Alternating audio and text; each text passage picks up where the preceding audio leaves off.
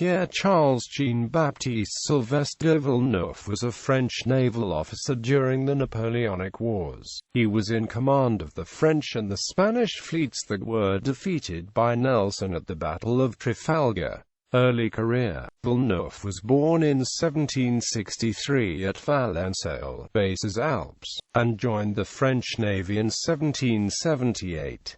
He took part in naval operations in the American Revolutionary War, serving as an ensign on Marseillaise, in de Grasse's fleet. Despite his aristocratic ancestry, he sympathized with the French Revolution, dropping the nobiliary particle from his name, and was able to continue his service in the Navy when other aristocratic officers were purged. He served during several battles, and was promoted to Rear Admiral in 1796 as a result of this. At the Battle of the Nile in 1798 he was in command of the rear division. His ship, Guillaume Tell, was one of only 2 French ships of the line to escape the defeat. He was captured soon afterwards when the British took the island of Malta, but he was soon released. He was criticized for not engaging the British at the Nile, but Napoleon considered him a lucky man, and his career was not affected. In 1804, Napoleon ordered Villeneuve, now a vice-admiral stationed at Toulon, to escape from the British blockade,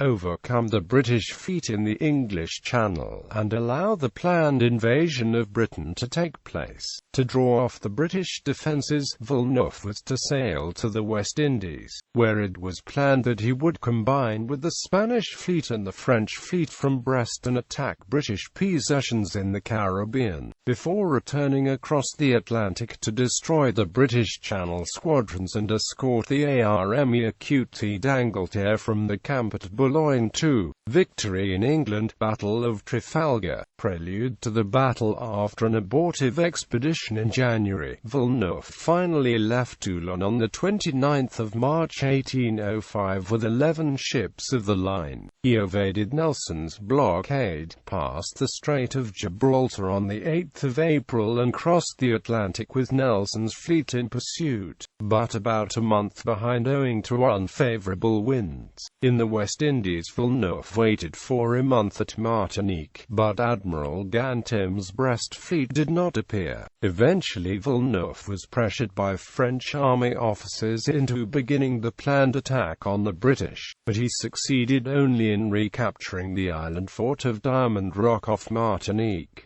On the 7th of June he learned that Nelson had reached Antigua. On the 8th of June he and his fleet were able to intercept a homeward-bound convoy of 15 British merchant vessels escorted by the frigate HMS Barbados and the sloop schooner HMS Netley. The 2 British warships managed to escape, but Villeneuve's fleet captured the entire convoy, valued at some £5 million.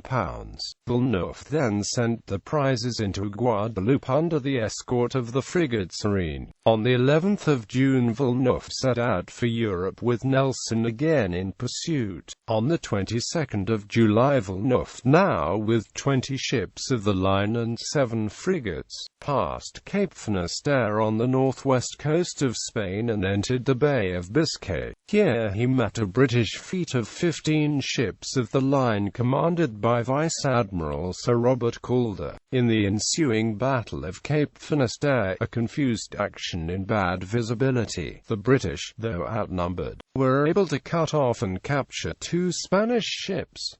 For 2 days Villeneuve shadowed the retreating British, but did not seek a battle. Instead he sailed to A Coruña, arriving on the 1st of August.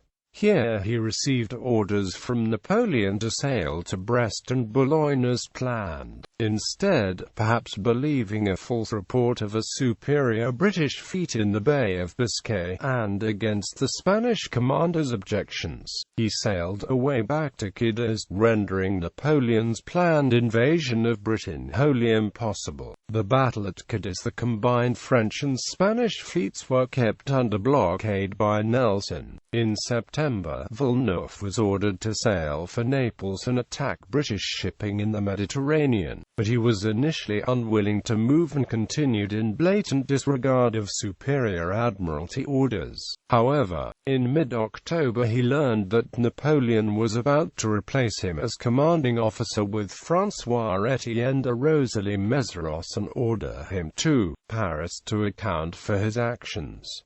Before his replacement could arrive, Villeneuve gave the order to sail on the 18th of October. Inexperienced crews and the difficulties of getting out of Cadiz meant that it took 2 days to get all 34 ships out of port and in some kind of order. On the 21st of October 1805, Villeneuve learned of the size of the British fleet, and turned back to Cadiz. But the combined fleets were intercepted by Nelson off Cape Trafalgar. Nelson, though outnumbered, won the Battle of Trafalgar, and Villeneuve's flagship Bucentaur was captured along with many other French and Spanish ships.